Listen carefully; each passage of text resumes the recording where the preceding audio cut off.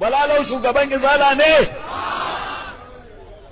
Balalau ka tuba, ku daina damfarar mutane, ku daina zuwa ofisoshin gwamnati kuna musu ƙarya, kuma ina roƙawa Balalau Allah, ina roƙawa Kabiru Gombe Allah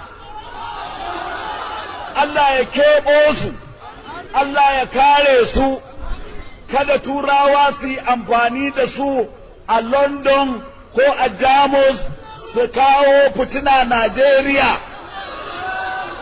Allah ya kare wa'yancan yara.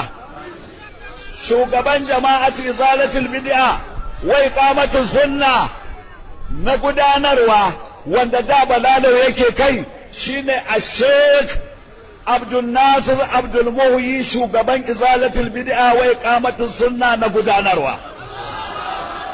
Jama'a ku shaida, ba ma tare da Balalau, ba ma tare da Kabiru Gombe, ba ma tare da Yakubu Musa, wanda duk ya je amfani da sunan izala